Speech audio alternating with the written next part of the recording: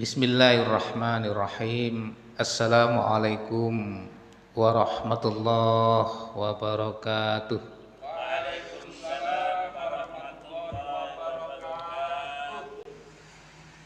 Innal hamdalillah nahmaduhu wa nasta'inuhu wa nastaghfiruh wa na'udzu billahi min sururi anfusina wa min sayyiati a'malina. May yahdihillahu fala mudhillalah wa may yudlil fala hadiyalah. Jamaah baki rahimakumullah, saya mengambil tema Islam rahmatan lil alamin. Jadi Rasulullah Muhammad sallallahu alaihi wasallam diutus oleh Allah di muka bumi ini, tujuannya hanya satu, misinya hanya satu, ingin mendatangkan rahmat bagi seluruh alam. Artinya seluruh penduduk di muka bumi ini, baik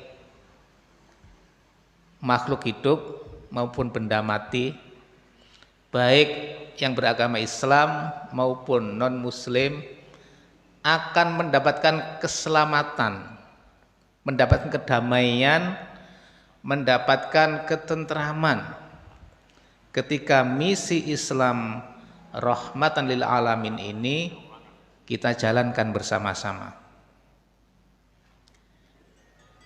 Misi Islam rahmatan lil alamin ini harus ada syaratnya.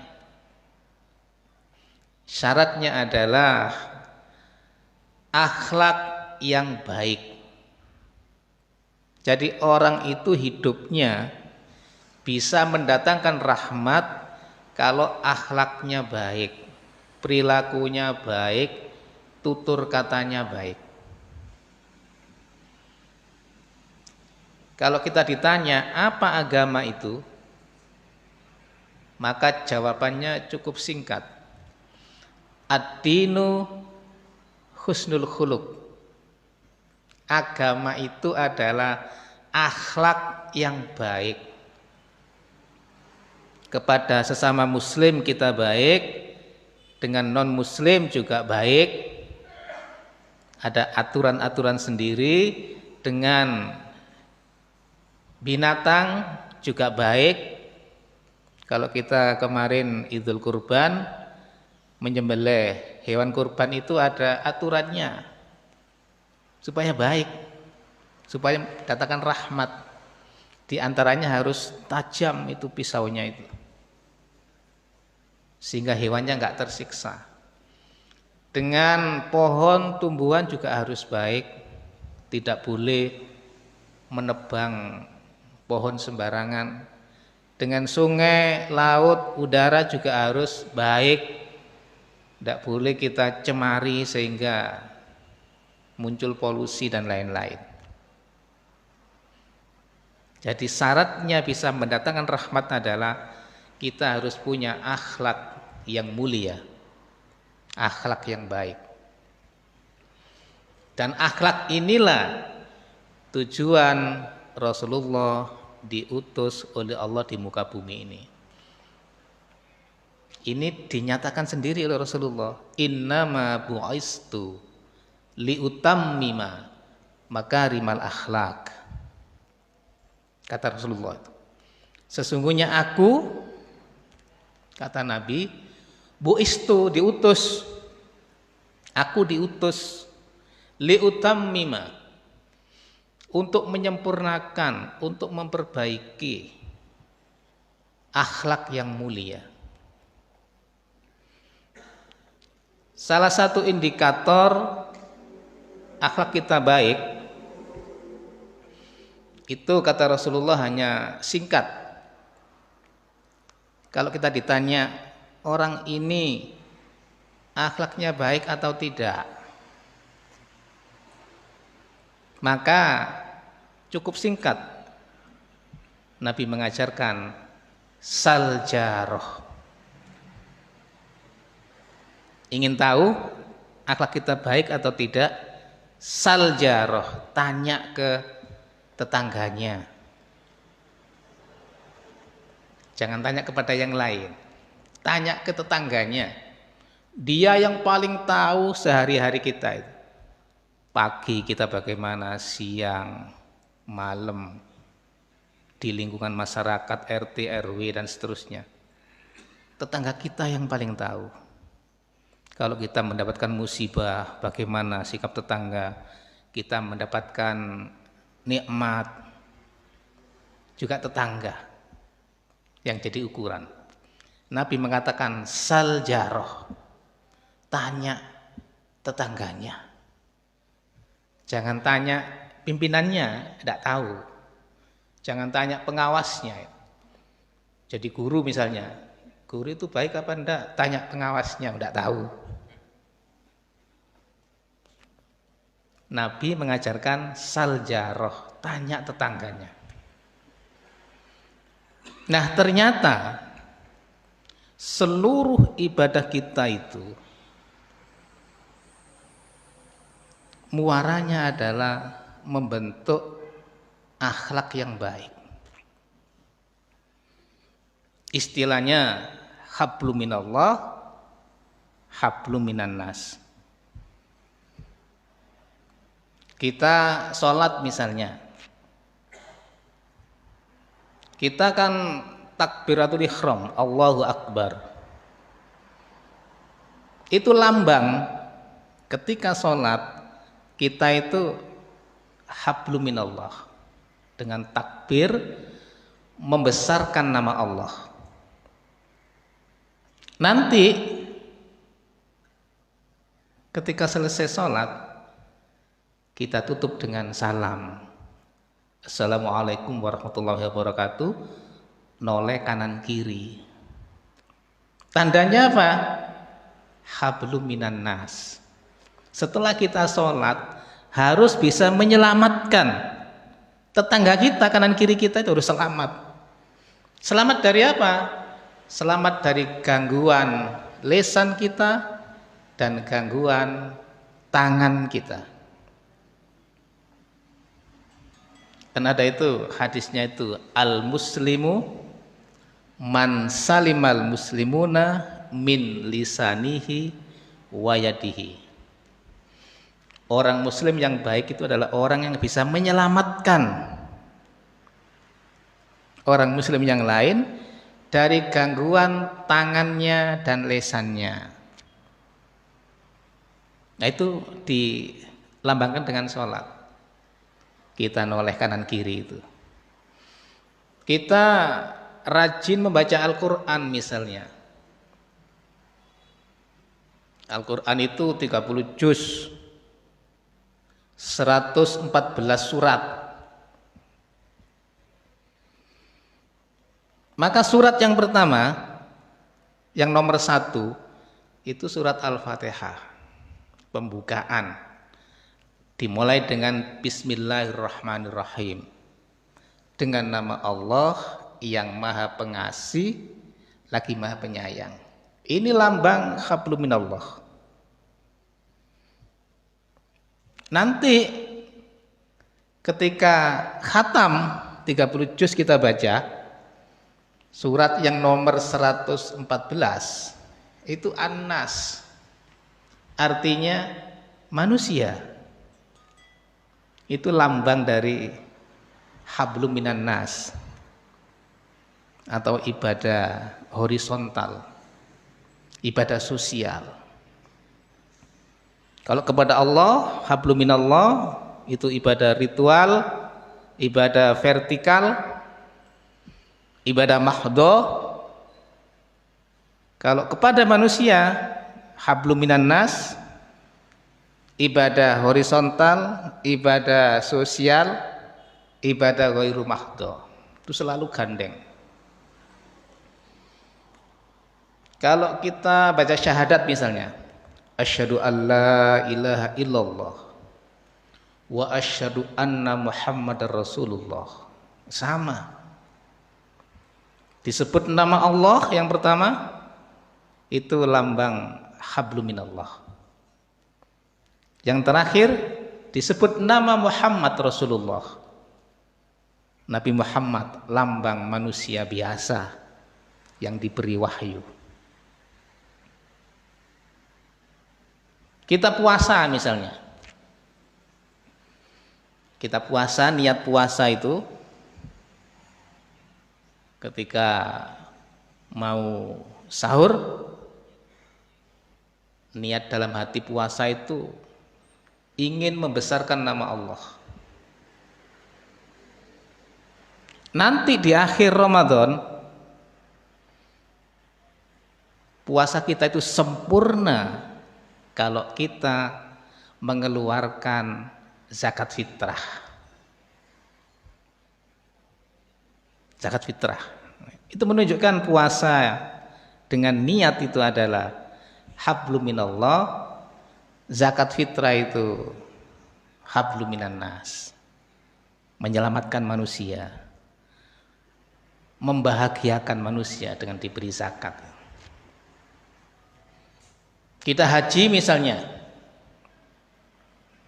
haji ketika pakaian ihram itu kan kita membaca labbaik Allahumma labbaik, itu lambang hablum minallah. Lah nanti ketika pulang haji, yang disebut haji mabrur itu hanya dua cirinya. Yang pertama it'amut ta'am, yang kedua wa absus salam. Itu ciri haji mabrur. Setelah membesarkan nama Allah lewat haji itu, maka kita it'amut ta'am, memberi makan orang miskin, wa absus salam, dan menyebarkan keselamatan, kedamaian, kebahagiaan, ketenangan, ketentraman, dan lain-lain. Itu ciri haji mabrur, memberi makan dan menyebarkan kedamaian. Semua ibadah dalam Islam selalu misinya adalah rahmatan lil alamin. Isinya adalah ingin mencetak kita ini menjadi orang yang berakhlak mulia. Bahkan kalau sholat luar biasa. Kita punya surat legendaris di Muhammadiyah itu, surat Al-Ma'un. Itu kalau kita baca surat Al-Ma'un kemudian kita terjemahkan, mungkin kita kaget itu. Kalau kita tidak tahu artinya tidak kaget ya. Kaget kita itu. Kan di situ dikatakan oleh Allah, fawailul lil musallin. Kita kaget itu. Celaka bagi orang yang sholat. Ya kan luar biasa. Masa orang sholat celaka itu? Yang celaka itu yang tidak sholat, itu wajar. Loh ini redaksinya itu fawailul lil musallin. Celaka bagi orang yang sholat. Bahkan ayat ini diawali dengan ara'aital ladzi yukadzibu biddin. Kita ditanya oleh Allah, tahukah kamu orang yang mendustakan agama? Dengan bahasa lain, tahukah kamu orang yang beragama itu hanya aksesoris? Sholatnya aksesoris, hajinya aksesoris, dan lain-lain. Zakatnya, infaknya aksesoris. Apa ada infak aksesoris? Ada. Infak menjelang pilkada itu kan aksesoris. Padahal kan anjurannya kan kalau kita infak itu alladzina yunfikuna fisyarra wadh-dharra. Itu infak. Infak itu harus kontinu, tidak boleh musiman. Keadaan lapang kita infak, keadaan sempit kita infak. Kalau lapang dapat nikmat luar biasa. infaknya yang besar. Kalau sempit, rezekinya seret, infaknya sedikit. Jadi yang berubah hanya nominal infaknya, tapi continue. Jangan dibalik ketika lapang rezekinya banyak, infaknya sedikit. Ketika rezekinya sempit, tidak infak, itu keliru. Orang bertakwa tidak seperti itu. Jadi tidak ada infak musiman, itu tidak ada. Infak menjelang pilkada, menjelang pilkades itu. Atau safari Ramadan menjelang pemilu, itu tidak ada dalam Islam itu. Semua harus continue, sesuai dengan kemampuannya. Sehingga Nabi mengatakan, ahabbul a'mali ilallah adwamuha wa in qallah. Amalan yang paling dicintai oleh Allah itu adalah sedikit tapi continue, sedikit tapi terus menerus. Yang paling baik banyak terus menerus, tapi itu berat itu. Nah, Islam itu kan mudah, Islam itu ringan. Maka Nabi mengatakan yang dicintai oleh Allah itu sedikit tapi continue. Kalau besar continue kita ini tidak mampu. Kalau besar sekali mampu kita, tapi itu tidak ada dalilnya, tidak dicintai oleh Allah itu, hanya baik saja. Besar sekali itu baik. Dan gak semua orang bisa. Tapi kalau sedikit terus menerus continue, itu ahabbu ilallah, sangat dicintai oleh Allah. Nah, ini muaranya ke akhlak lagi. Jadi kembali ke sholat. Fawailul lil musallin, celaka bagi orang yang sholat. Orang yang sholat itu disebut pendusta, sholatnya aksesoris. Kenapa? Alladzina hum an sholatihim sahun. Mereka itu sholatnya hanya struktural, takbir, ruku, i'tidal, sujud, salam. Tidak punya dampak sama sekali bagi kehidupannya. Belum fungsional. Perilakunya antara orang yang sholat dengan orang yang tidak sholat sama. Yang tidak sholat mungkin hobinya itu korupsi, mengambil hak orang lain. Yang sholat juga begitu, ya kan sama saja. Nah, itu orang seperti itu, kata Allah, celaka. Dilanjutkan lagi dengan apa? Fawailul lil musallin alladzina hum an salatihim sahun alladzina hum yuraun. Orang yang sholatnya itu ria, sholatnya musiman, ketika menjelang pilkada dan lain-lain, itu banyak orang rajin ke masjid. Apalagi sekarang menjelang 2024 itu, kalau di YouTube, di Google, banyak orang-orang yang dulunya nggak pakai kopiah, nggak pakai jilbab. Sekarang jilbaban semua, kopiah semua, rajin ke masjid, rajin ke pondok pesantren itu. Kan banyak seperti itu. Nah, orang seperti itu kalau tidak hati-hati itu celaka itu. Orang dulu tidak pernah pakai kopiah. Kalau dialog di TV itu, debat di TV. Kalau narasumber ini, setahu saya nggak pernah pakai kopiah itu ya. Sekarang kok pakai itu ya. Kalau narasumber ini dulu nggak pernah pakai jilbab itu. Sekarang kok pakai? Oh, berarti tanda-tanda pemilu sudah dekat, gitu katanya. Ingin menarik simpati orang Islam. Karena sadar mayoritas adalah orang Islam, maka didekati orang Islam itu menjelang pemilu. Kita kan harus cerdas seperti itu. Mana yang rutin, mana yang musiman. Kalau kita insya Allah rutin kita di sini ya, sholat jamaah di sini, sholat subuh ya pakai kopiah, kadang pakai serban dan lain-lain. Kan rutin, tidak hanya menjelang pemilu. Nah, yang lain kan kadang-kadang menjelang pemilu. Ya ada juga yang berpendapat ya tidak usah dicurigai lah, itu kan orang lagi ingin berbuat baik, sudah mulai sadar, kita doakan saja ya, tidak apa-apa lah didoakan itu ya. Begitu. Jadi orang yang sholatnya celaka itu adalah yang sholatnya struktural, belum fungsional. Yang sholatnya riya, musiman. Nah, itu celaka. Dalam banyak hal ya. Supaya Islam ini kelihatan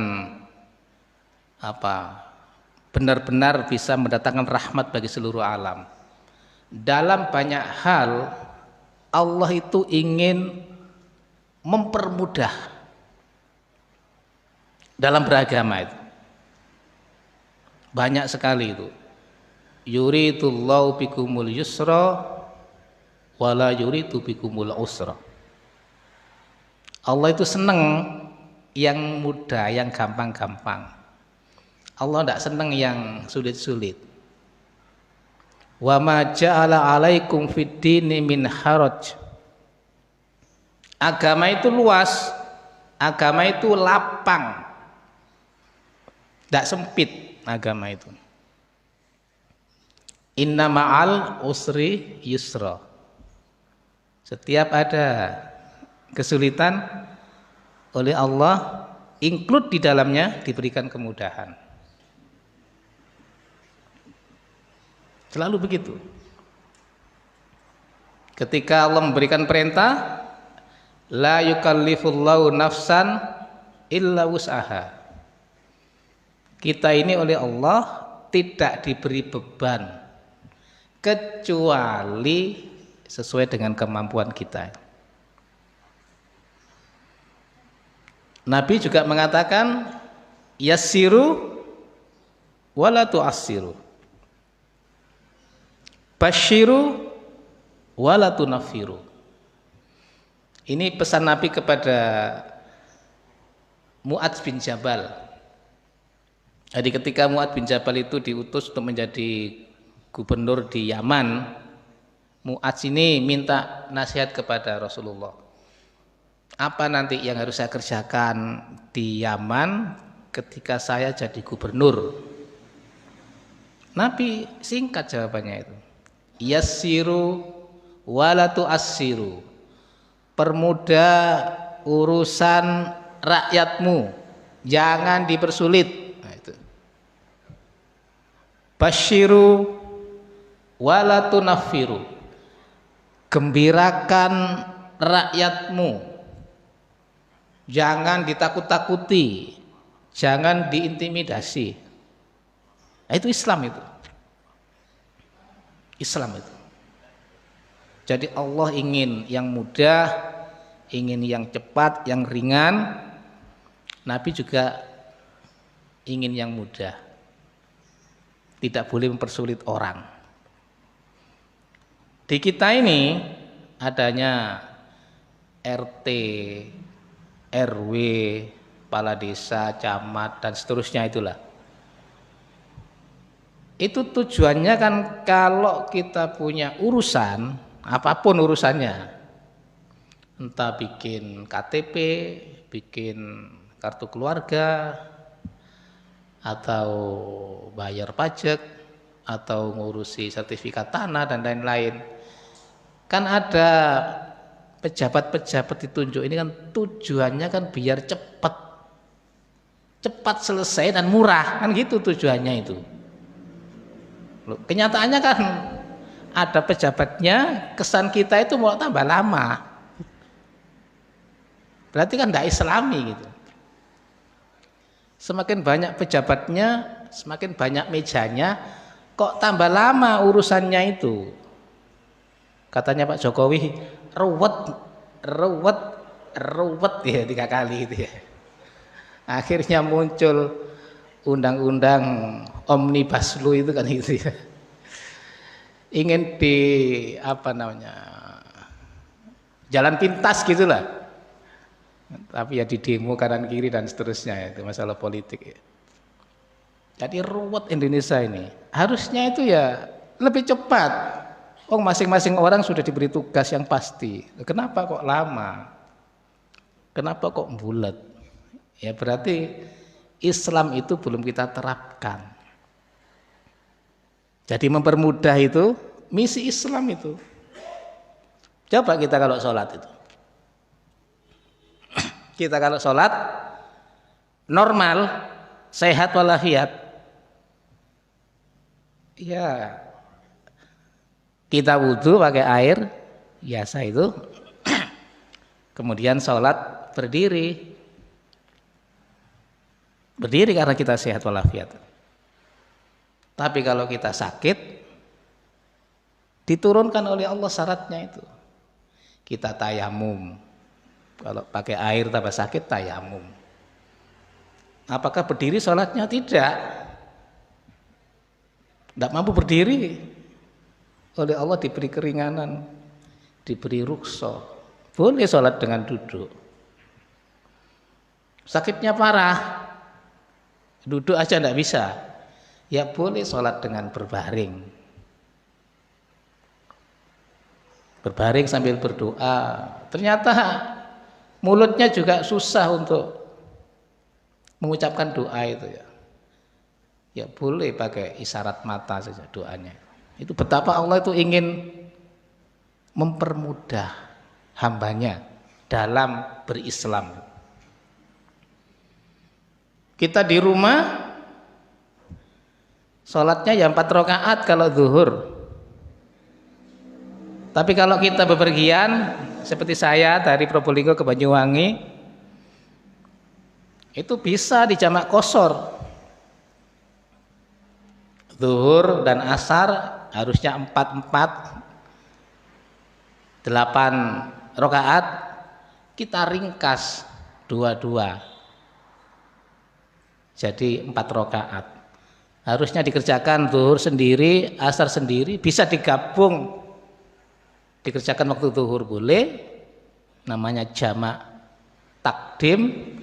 Dikerjakan waktu asar juga boleh, namanya jamak takhir. Rakaatnya yang tadinya 4 diringkas jadi 2, dikosor. Itu menunjukkan Allah itu ingin kita ini agar mudah dalam beragama. Tujuannya tetap sama, mendatangkan rahmat bagi seluruh alam. Itu tujuannya, tetap ingin mempermudah. Jadi sholat dapat keringanan, wudhu dapat keringanan. Begitu juga ketika puasa. Yang wajib puasa kan orang yang sehat. Kalau sakit kan tidak wajib puasa, nanti diganti ketika sudah sehat. Ingin meringankan juga. Sakitnya ternyata menahun, sakit terus panjang tahun, ya dibayar dengan fidyah.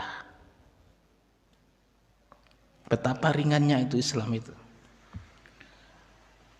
Bayar fidyah juga tidak mampu karena dia orang miskin, paling miskin di daerah itu. Ya diberi fidyah, ya kan selesai dah. Jadi semua oleh Allah diperingan dan dipermudah.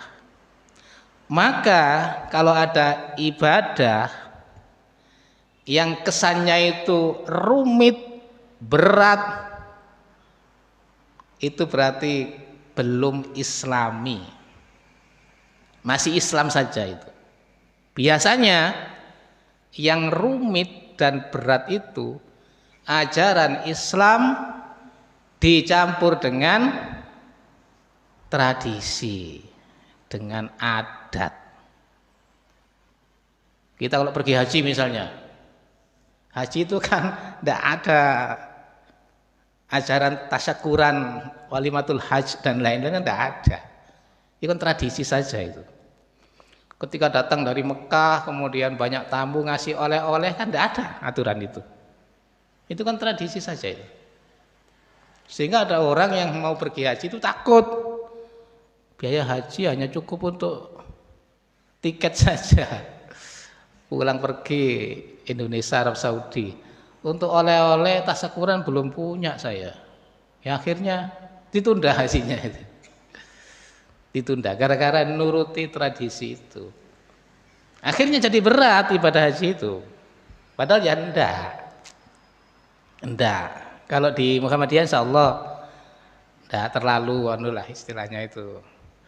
Banyak orang haji yang biasa-biasa saja. Yang di kelompok lain yang kadang-kadang itu kesannya memberatkan. Kalau ditanya, ya enggak apa-apa Pak, itu kan sodako. Apa salahnya sodako? Ya baik-baik saja, enggak salah. Nah, tapi kalau kita ingin yang lebih baik, ketika sodako, infak itu berikan kepada anak yatim, fakir miskin. Itu yang lebih berhak kita beri.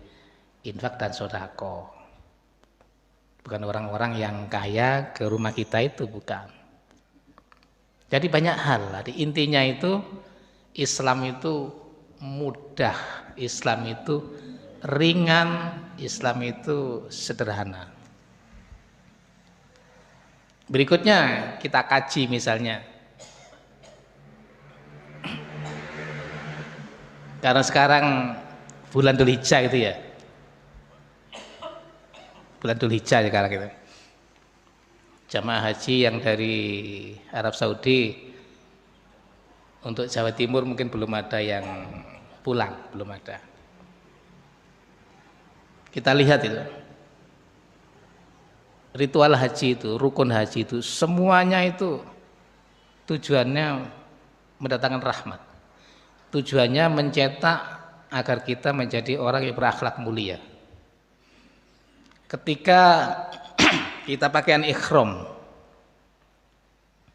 kita tahu ikhram itu pakaian serba putih dan tidak berjahit. Itu kan ada pesan dari Allah yang dititipkan lewat ikhram itu bahwa orang itu aslinya, asli pakaiannya ya seperti ikhram itu mirip kain kafan. Itu pakaian asli kita nanti itu. Kain kafan putih tidak berjahit. Jadi lewat ikhram itu kita oleh Allah disuruh introspeksi, disuruh mawas diri. Nanti pakaian kita seperti itu. Sekarang ini pakaian kita ini yang bermacam-macam itu bukan pakaian asli kita. Itu hanya aksesoris saja. Nah, dilambangkan lewat ikhram.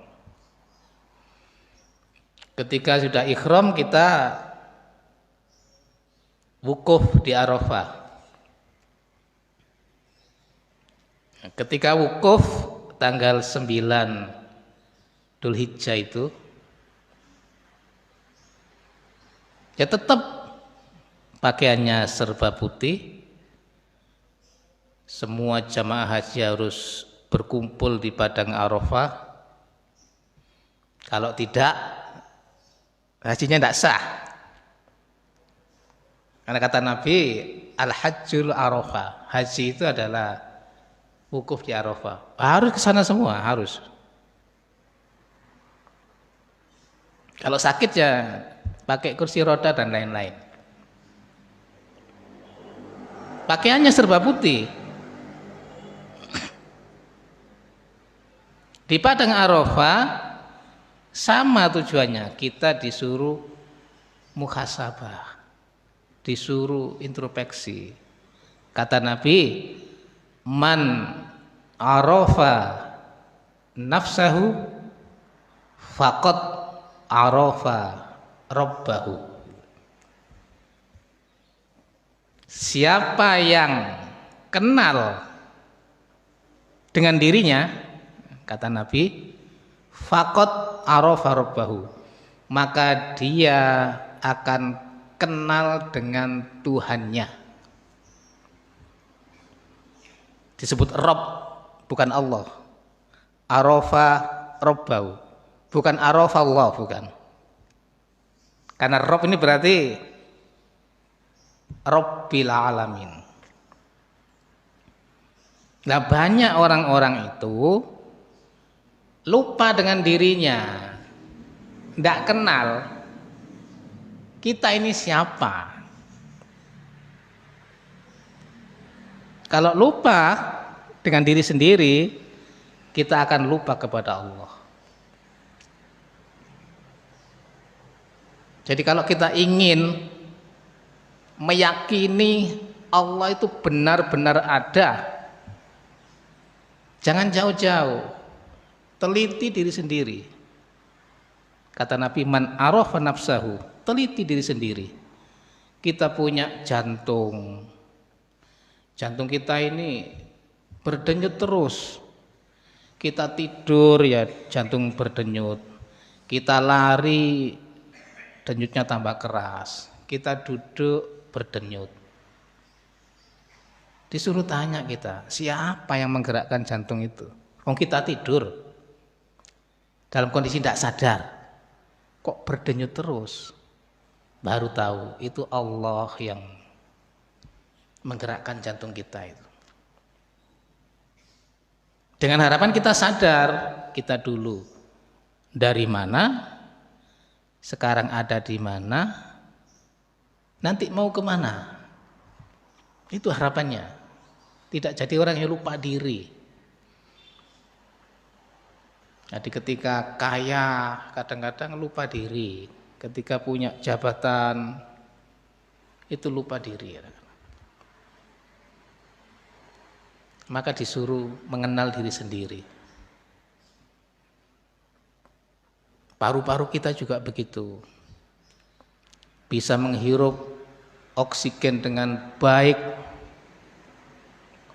Dan itu gratis, tidak bayar. Kalau sudah paru-paru kita bermasalah,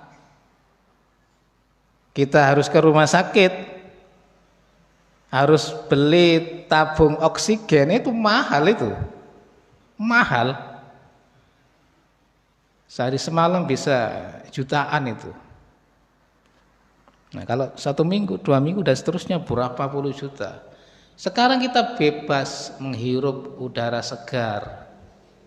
Dan itu gratis. Disuruh introspeksi kita. Ada sinar matahari juga. Sinar matahari yang menyinari kita tiap hari itu. Sudah mataharinya selalu disiplin, selalu terbit dari timur dan tepat waktu. Nanti tenggelam di sebelah barat juga tepat waktu, nggak pernah molor. Sudah ada hitung-hitungannya itu. Nggak pernah molor. Selalu disiplin menyinari kita dan sinarnya itu gratis kita nikmati. Dan mataharinya tidak pernah error, tidak pernah padam, tidak pernah konslet, selalu setia menemani kita. Sementara kita kalau malam gelap gulita butuh listrik, nah, itu bayar listrik itu. Kalau kita tidak bayar ya dicabut oleh PLN itu. Sudah bayar, telat didenda, itu masih sering padam coba. Masih sering error, kadang-kadang padam, ada hujan padam, ada pohon roboh padam, tapi bayar. Jadi banyak gangguan tapi suruh bayar. Lu matahari ini selalu Kita ambil manfaatnya setiap hari dan itu gratis. Nggak pernah padam matahari. Kalau padam sudah kiamat itu. Kita disuruh introspeksi. Berdiam diri di padang Arafah itu disuruh introspeksi. Sudah pakaiannya putih-putih, introspeksi.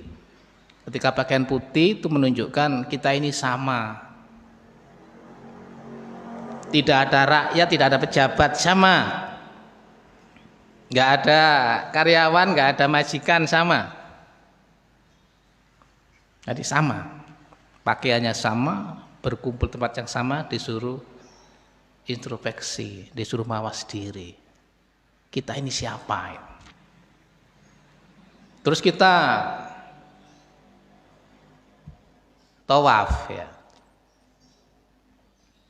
Itu keliling Ka'bah 7 kali gitu. Kenapa harus 7 kali? Ternyata angka 7 dalam Islam spesial, sangat spesial angka 7 itu. Kita cari di Quran itu banyak itu. Langit itu 7 tingkat gitu ya. Terus Al-Fatihah itu 7 ayat. 1 minggu 7 hari. Nanti ketika kita punya anak bayi mau diberi akikah itu hari ke-7 gitu ya.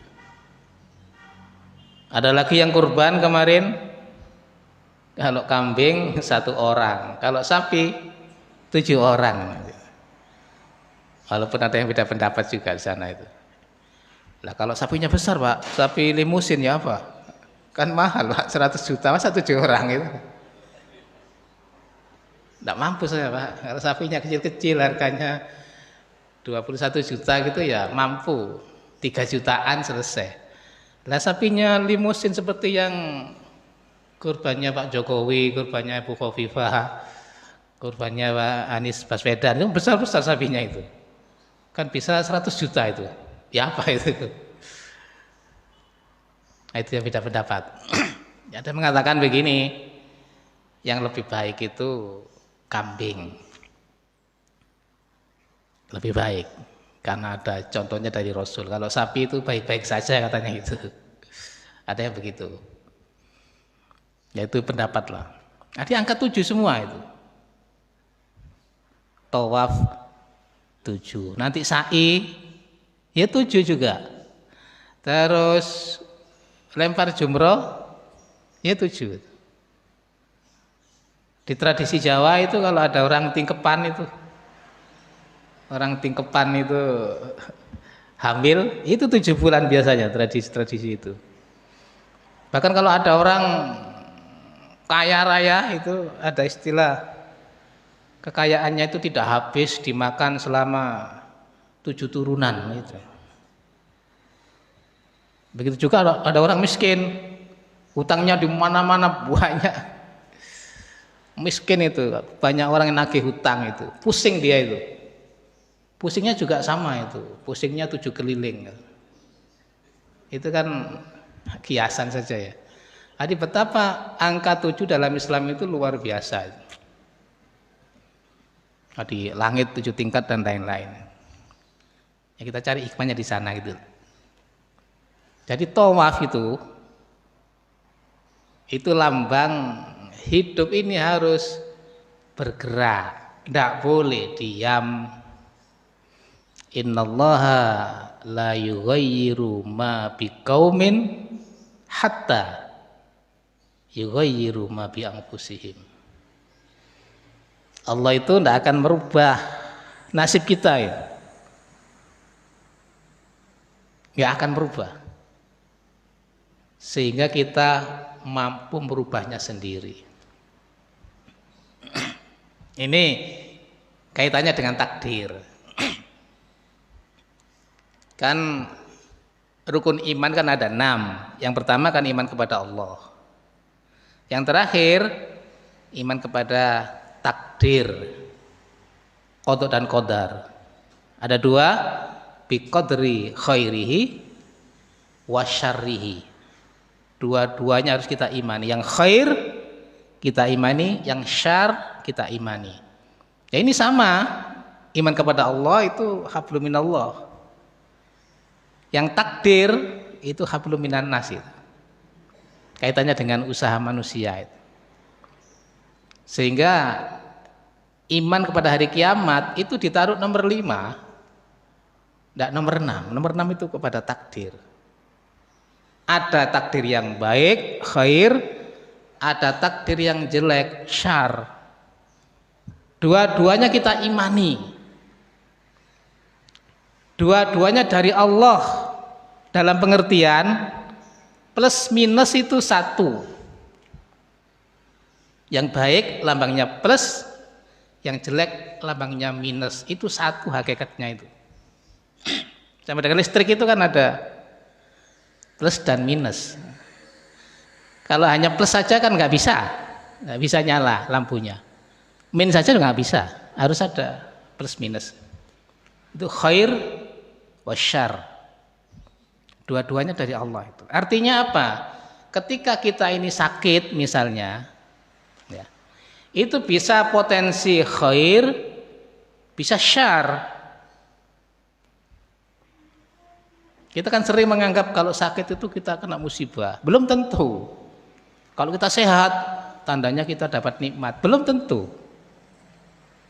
Kalau sakit, sakitnya parah, tidak bisa kemana-mana, hanya bisa di tempat tidur saja. Selalu ingat mati. Begitu dengar azan, langsung sholat. Oh, nggak ada kerjaan lain. Ingat mati lagi, langsung sholat, tayamum sholat. Tapi yang sehat, yang bisa naik sepeda motor, bisa lari kemana-mana dan lain-lain itu, dengar azan, ya tenang-tenang saja, nggak segera sholat. Yang sakit sholat karena takut mati tadi itu. Berarti sakit itu, ya, bisa baik, bisa buruk. Sehat juga sama, bisa baik, bisa buruk, bisa khair, bisa syar. Sakit bisa khair, bisa syar. Kalau sakit membuat kita lebih dekat kepada Allah, ingat mati, ingat ibadah, sakit itu nikmat, khair itu. Biqadri khairihi itu.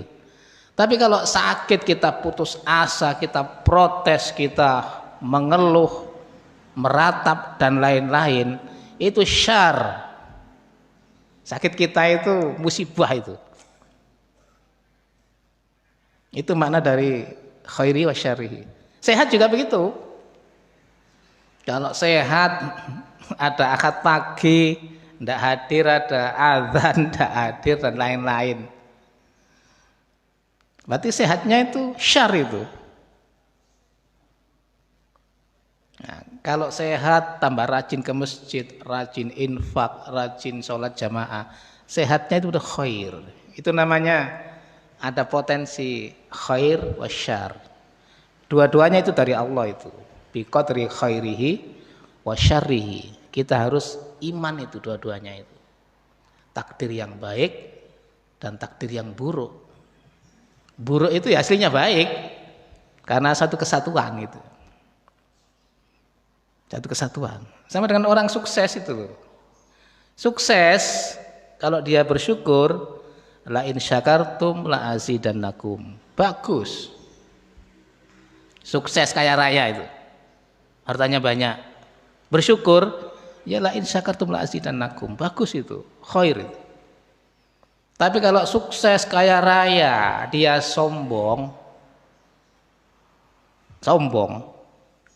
Nabi mengatakan la yadkhulul jannah man kana fi qalbihi khardalatun min kibrin. Tidak akan bisa masuk surga orang yang di dalam hatinya ada sedikit saja sebesar biji sawi, sebesar atom yang berubah kesombongan. Jadi kaya itu ya bisa surga, bisa neraka. Sukses juga sama, bisa surga, bisa neraka. Kalau syukur ya ke surga, kalau sombong ya ke neraka. Miskin juga begitu, sama. Miskin kalau kita sabar, miskin kita sabar, ya tetap innallaha ma'as sabirin. Allah berpihak kepada orang-orang yang sabar, dan orang sabar ini masuk surga. Tapi kalau miskin, putus asa, ya ada itu ayatnya. Wala tai'asu min rohillah. Kita tidak boleh putus asa. Ya, kita putus asa ya akhirnya masuk neraka. Putus asa itu kan sifatnya orang-orang kafir. Jadi semua potensi itu ada. Ada khair, ada syar. Maka takdir, iman kepada takdir yang baik dan yang buruk itu satu paket. Satu paket. Sakit itu ujian, sehat ujian, kaya itu ujian, miskin ujian, sukses itu ujian, gagal itu ujian, sama. Artinya sama itu ada potensi khair, ada syar. Lah kita ini tidak akan dirubah nasib kita itu oleh Allah kalau kita tidak mampu, tidak mau merubah. Yang tadi itu innallaha la yughayyiru ma biqaumin hatta yughayyiru ma bi anfusihim. Harus berubah kita ini. Kan itu ada hatta innallaha la yughayyiru ma, ada ma itu biqaumin. Hatta yughayyiru ma bi anfusihim. Ma ini segala sesuatu. Luas. Akan berubah kalau kita berubah. Nah, berubah ini adalah lewat sunatullah. Lewat sunatullah. Kita kerja keras, memang tidak ada jaminan kaya, tidak ada. Tapi itu perintah Allah, kerja keras itu. Kaya tidak kaya sudah dapat pahala gitu. Biasanya karena itu perintah Allah, sunatullah, kalau kerja keras itu kaya biasanya. Kita belajar, ingin lulus dengan nilai baik, ternyata kita tidak lulus, ya tidak apa-apa. Tadi lulus dan gagal itu sama. Tapi belajar itu perintah Allah. Begitu kita belajar, kita kerja keras, sudah dapat pahala sudah. Hasilnya kita serahkan kepada Allah. Jadi semuanya adalah intinya membentuk akhlak, membentuk mental kita supaya punya akhlak yang mulia. Jadi tawaf itu gerak.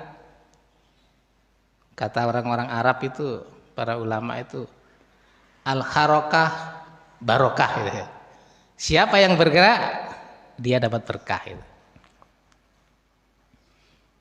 Kemudian ada sa'i, di haji itu ada sa'i. Lari-lari kecil dari Bukit Sofa ke Marwah itu. Sofa itu kalau kita cari artinya itu bersih, suci. Sofa itu bersih, suci. Marwah itu artinya harga diri, martabat, nama baik, reputasi, itu Marwah itu. Nah, dari Sofa ke Marwah, kalau orang itu niatnya suci, bersih, maka nanti dia punya harga diri, dia punya martabat, dia punya reputasi. Apa artinya? Kita ini sebenarnya setiap hari itu sa'i kita itu. Dari mana? Dari rumah kita ke tempat kerja. Kalau kita pegawai ya ke kantor, kita pedagang ya ke pasar, kita nelayan ya ke laut, petani ke sawah. Dari rumah ke sawah, ke laut, ke kantor, ke pasar. Itu kalau niatnya kita itu bersih, suci karena Allah. Maka di tempat kerja itu kita punya harga diri. Kita punya martabat, kita punya reputasi, kita punya nama baik. Nah, itu Sofa Marwah itu. Tapi kalau niatnya itu sudah macam-macam, bukan karena Allah, niatnya karena yang lain, di tempat kerja kita akan males, tidak bisa jadi teladan, menipu orang lain, dan sebagainya.